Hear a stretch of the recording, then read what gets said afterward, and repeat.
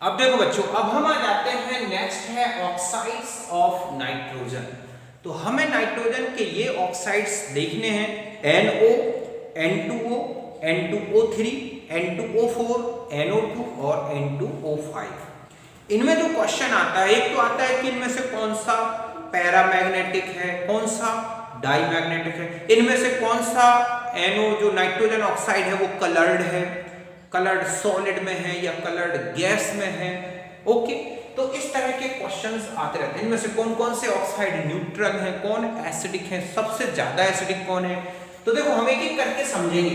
पहला है कि N2O, इसे बोलते हैं नाइट्रोजन फर्स्ट ऑक्साइड, इसी को लॉफिंग गैस भी बोलते हैं, या हम इसी को लिखा होता है nitrous oxide. Okay, laughing gas कई तरह से लिखा होता है। ओके, तो देखो इसकी जो प्रिपरेशन है, एक तो होती है अमोनियम नाइट्रेट से, इसको हीट किया जाए तो N2O 2 नाइट्रोजन और 1 ऑक्सीजन, तो बन गया N2O 2 हाइड्रोजन और 2 ऑक्सीजन, 4 हाइड्रोजन और 2 ऑक्सीजन बचे, तो यहां बन गया 2H2।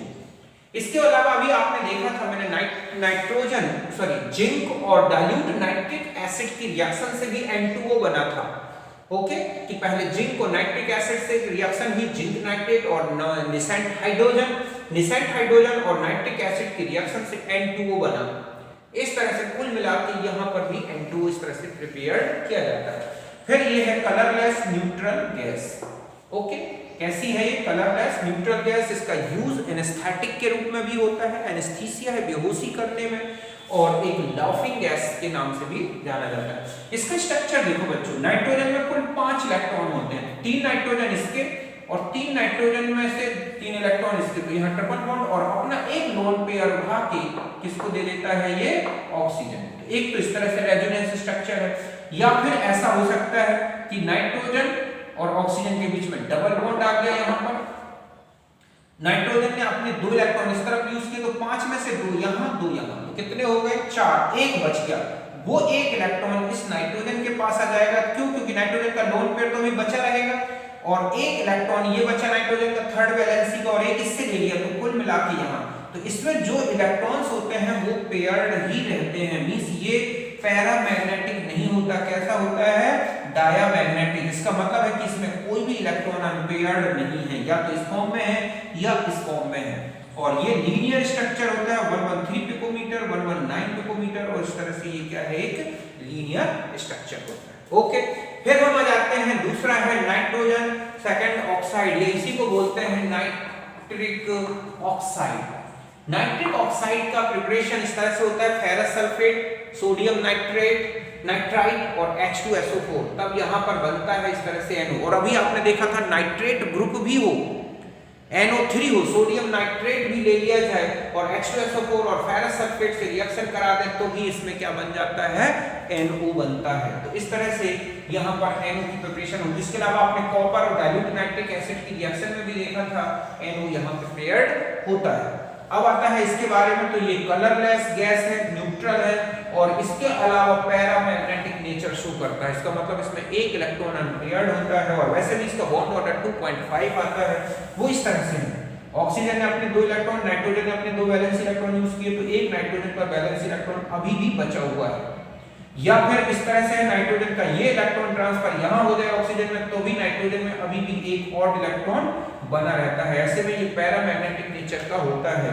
इसकी बॉन्ड लेंथ है 115 पिकोमीटर, और ये इस तरह से रेजोनेंस हाइब्रिड है, तो हम इसको ऐसा शो कर सकते हैं इस तरह से। समझ गए ना कि ये इस तरह से ये स्ट्रक्चर है, तो ये कहलाते हैं रेजोनेटिंग स्ट्रक्चर ये वाले, और ये क्या कहलाएंगे बच्चों, रेजोनेंस हाइब्रिड। तो यहां तक बना।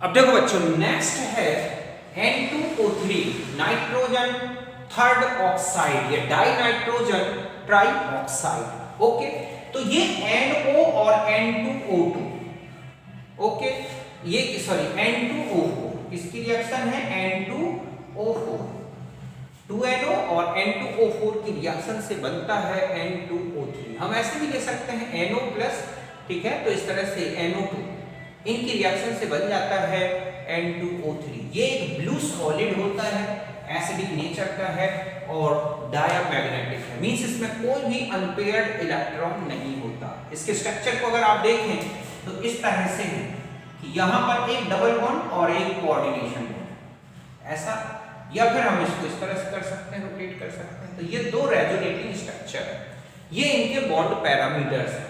एंगल 117 डिग्री का, ये 130 डिग्री का, 106 डिग्री का ये है, ये प्लैनर स्ट्रक्चर होता है। फिर हम आ जाते हैं NO2 नाइट्रोजन 4 ऑक्साइड, PbNO3 के डिकम्पोजिशन से बनता है। या फिर हमने देखा था कॉपर पर कॉन्सेंट्रेट नाइट्रिक एसिड, कौन सा कॉन्सेंट्रेट नाइट्रिक एसिड की रिएक्शन से भी NO2 बनता है। तो इस तरह से ये रिएक्शंस हैं। अब NO2 में आ जाए तो ये एक ब्राउन गैस है। एक क्वेश्चन यही आता है कि कौन सी गैस ब्राउन कलर की है, NO2, N2O4, N2O5, इस तरह से। तो ध्यान रखें NO2 ब्राउन कलर की है, एसिडिक होती है और पैरामैग्नेटिक होती है। जब तक ये पैरामैग्नेटिक है, इसका मतलब है ये मोनोमेरिक फॉर्म में है। अगर ये कैसी हो जाए डायामैग्नेटिक, तो डाइमर के फॉर्म में है। तो पैरामैग्नेटिक और इसमें है हैविंग टेंडेंसी टू डाइमराइज, और ये जल्दी से जल्दी डाइमराइज हो जाता है। क्यों हो जाता है? क्योंकि इसमें जो अनपेयर्ड इलेक्ट्रॉन है, ये समझ गए ना, ये जो अनपेयर्ड इलेक्ट्रॉन है ये एक दूसरे के साथ क्या बना लेते हैं, कोवैलेंट बॉन्ड। तो ये द्विलकीकरण की प्रवृत्ति होती है बच्चों, डाइमराइज होके। तो इसे जब कूल किया जाता है तो ये NO2 जो है वो N2O4 में चेंज हो जाता है और इस समय ये कलरलेस सॉलिड में चेंज हो जाता है। तो इस तरह से जब तक ब्राउन कलर था, इलेक्ट्रॉन के कारण वो अनपेयर्ड इलेक्ट्रॉन एक्साइटेड होता है, उसी के कारण ये ब्राउन कलर का दिखता है। लेकिन जैसे ही डाइमराइज हुआ, कलरलेस हो गया, कोई इलेक्ट्रॉन एक्साइटेशन नहीं होगा और उस समय ये कैसा हो जाएगा, डायामैग्नेटिक। हम इन दोनों के स्ट्रक्चर देख लें तो N2O4 की ये दो रेजोनेटिंग स्ट्रक्चर है कि दोनों डबल बॉन्ड नीचे या अल्टरनेट कर, ठीक है। और इसका ये रेजोनेंस हाइब्रिड है, ये इनके बॉन्ड पैरामीटर्स हैं। और NO2 में आप देखोगे तो एक इलेक्ट्रॉन नाइट्रोजन पर अनपेयर्ड या ऑड इलेक्ट्रॉन रहता है। इसी के कारण इसमें कौन सा नेचर होता है बच्चों, पैरामैग्नेटिक, और इसी के कारण बाद में डाइमराइज होता है और ये इसके बॉन्ड पैरामीटर्स हैं। तो एक तो पैरा और पैरामैग्नेटिक और डायामैग्नेटिक, ये नेचर ध्यान रखना है कौन कौन से ऑक्साइड्स होकर के, आप इन्हें नोट करना।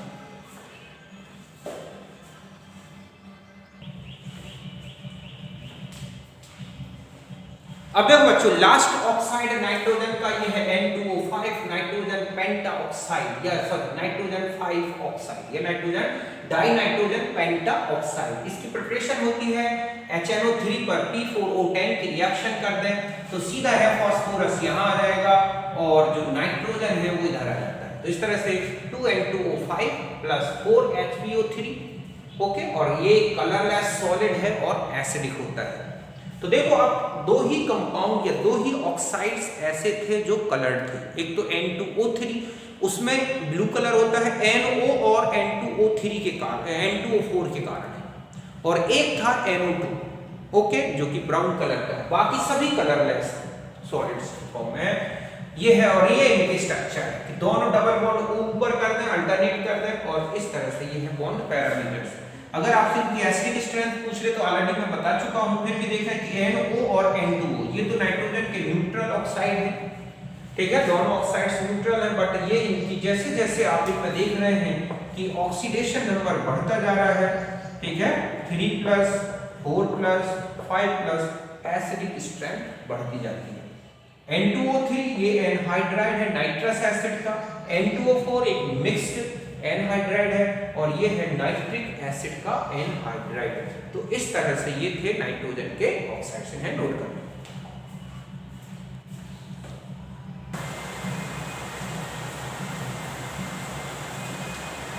अब देखो बच्चों, अब हम आ जाते हैं allotropic forms of phosphorus, phosphorus के अपर रूप, ओके।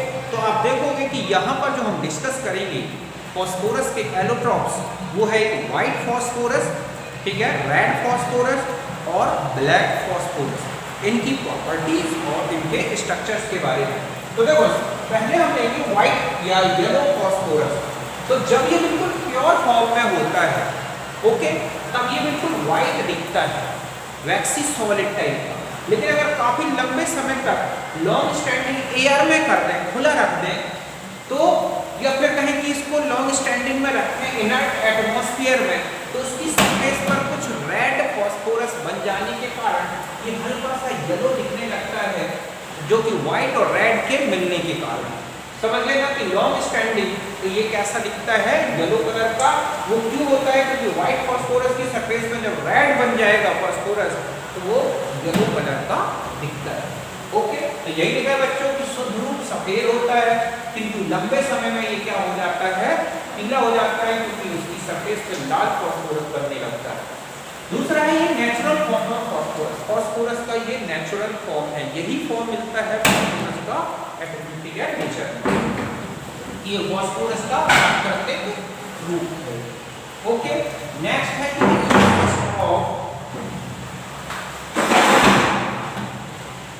कि नेक्स्ट है इसमें it consist of discrete P4 molecule.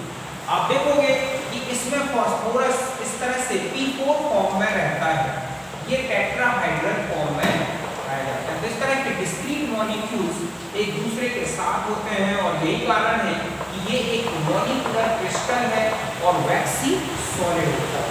तो समझिए बच्चों कि पृथक P4 अणु होते हैं।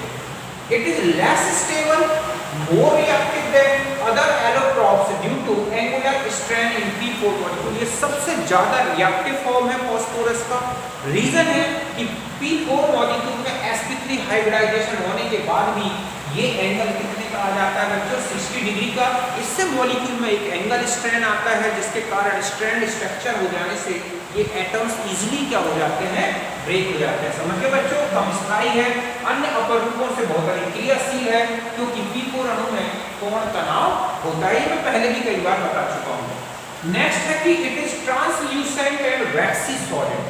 एक जैसे कि मोमबत्ती होती है, बिल्कुल वैसा दिखता है मोम के जैसा, और ट्रांसल्यूसेंट है, ठीक है। वाटर इंसॉल्युबल है, पानी में डिसॉल्व, जैसे कि एक वैक्स नहीं डिसॉल्व होती वैसे ही ये भी वाटर में डिसॉल्व नहीं होता, but soluble in carbon disulphide, therefore protected in water.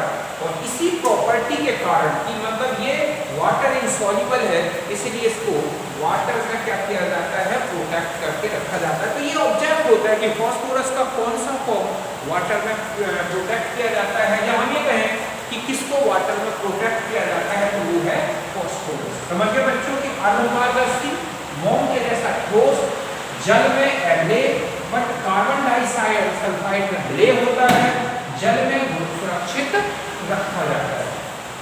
बहुत अधिक पॉइजनस होता है। आप देखोगे जितने भी पॉइजन्स बनाए जाते हैं वो सब फॉस्फेट के तरह फॉस्फेट से ही बनाए जाते हैं, और ये अंधेरे में चमकता है, ग्लो इन डार्क, जिसे हम फॉस्फोरेसेंस या केमिल्यूमिनेसेंस भी बोलते हैं। रसो स्फुरदीप्ति। समझ गए बच्चों कि ये जहरीला होता है और अंधेरे में भी चमकता है। फास्फोरस कहीं अंधेरे में रख दो, आपको देखोगे चमकता। क्यों? क्योंकि एयर से रिएक्शन करके P4O10 बनाता है, और इसमें जो हीट निकलती है वो एक चमक उत्पन्न लाती है। It is radially catches fire in air. अगर आप एयर में से लंबे समय तक खुला रख दोगे या एयर में खुला रख दें तो ये तुरंत फायर मतलब जलने लगता है, और क्या बनाने लगता है, P4O10। समझ के बच्चों कि वायु में सीधी तरह से आग पकड़ लेता है और गाढ़े सफेद धूप बनाता है। तो ये कुछ है ये तो अभी फिजिकल में कुछ केमिकल प्रॉपर्टीज देखी थी, मैं इसको नोट करूं।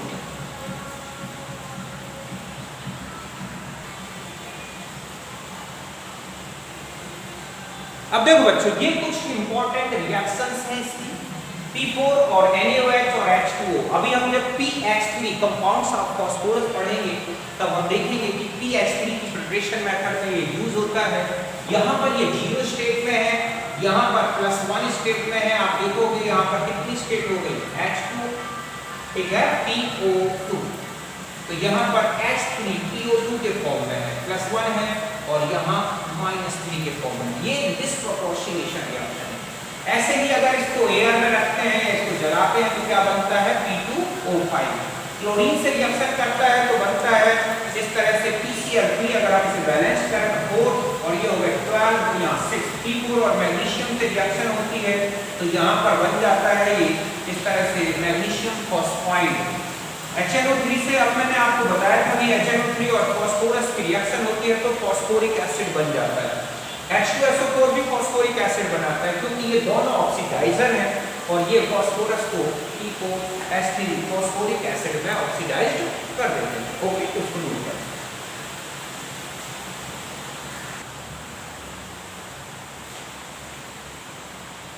अब देखो बच्चों, अब हम आ जाते हैं रेड फास्फोरस, लाल फास्फोरस। तो ध्यान रखें कि जो रेड फास्फोरस है वो फास्फोरस का नेचुरल फॉर्म नहीं है।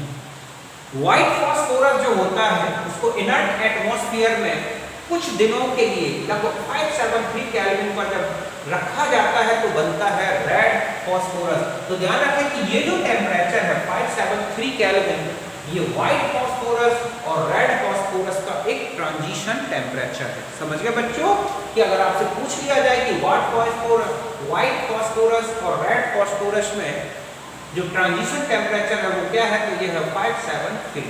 इनर्ट एटमॉस्फेयर इसीलिए रखा जाता है क्योंकि व्हाइट फास्फोरस बहुत ज्यादा रिएक्टिव होता है। एयर में रख के हम इतने दिन रखेंगे तो वो तुरंत ऑक्सीडाइज्ड हो जाएगा। ओके, नेक्स्ट है कि it is the polymeric consist of carbon, ठीक है, ऑफ चेन ऑफ P4। ध्यान रखें कि इसमें जो P4 डिस्क्रीट मॉलिक्यूल्स थे वो एक दूसरे से जुड़ जाते हैं और एक पॉलीमेरिक चेन बन जाती है। समझ गए बच्चों कि यह बहुलक के रूप में होता है जिसमें P4 इकाइयां आपस में जुड़ी होती है। आयरन ग्रे लस्टर होती है, आयरन लोहे जैसी चमक होती है सरफेस पे। ओके, इसके अलावा है ऑर्डरलेस है, नॉन पॉइजनस है, ठीक है, इनसॉल्युबल इन वाटर और कार्बन डाइसल्फाइड। समझ गए बच्चों, ठीक, गंधहीन है, नॉन पॉइजनस, एबिसेला है और ना तो जल में घुलता है और ना ही कार्बन डाइसल्फाइड में, तो इसको भी वाटर में प्रोटेक्ट कर सकते हैं। तो गंधहीन, एबिसेला और दोनों में available. Chemically much less reactive than white phosphorus. सफेद फास्फोरस के रिस्पेक्ट में बहुत कम क्रियाशील है, बहुत ही कम रिएक्टिव है केमिकली। समझ गए ना? और डज नॉट, ठीक है, it does not glow in dark, अंधेरे में नहीं चमकता। मींस इसमें फास्फोरेसेंस या कीमियोसेंस नहीं होती। और ये इसका स्ट्रक्चर है, आप देख रहे हैं कि इस तरह से ये टेट्राहाइड्रल यूनिट एक दूसरे से क्या होती जाती है, जुड़ती जाती है। और एक लॉन्ग चेन, तो यही रीजन है कि ये इसमें स्ट्रेंथ थोड़ा कम हो जाने के कारण और ये जो है कम रिएक्टिव। ओके, तो यहाँ पर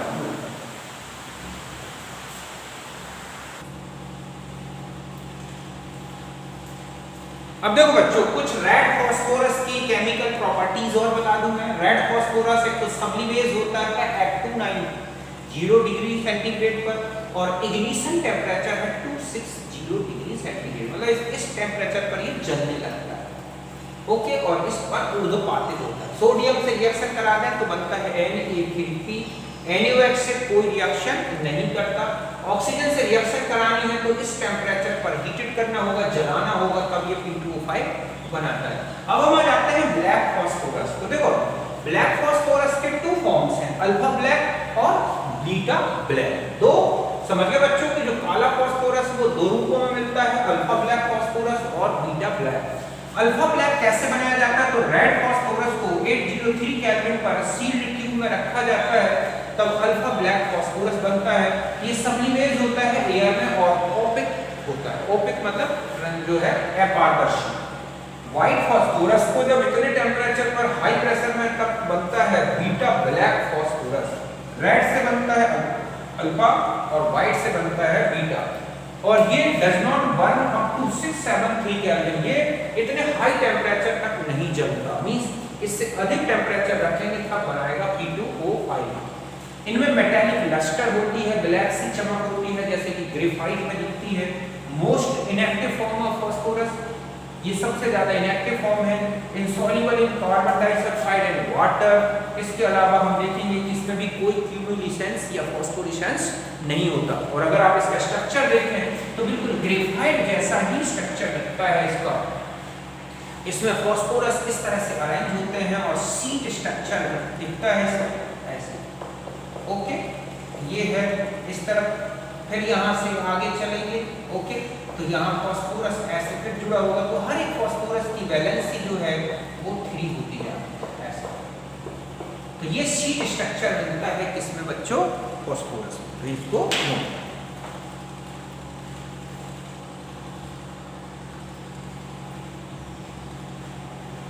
अब देखो बच्चों, ये है कुछ इंपॉर्टेंट यूजेस ऑफ फास्फोरस।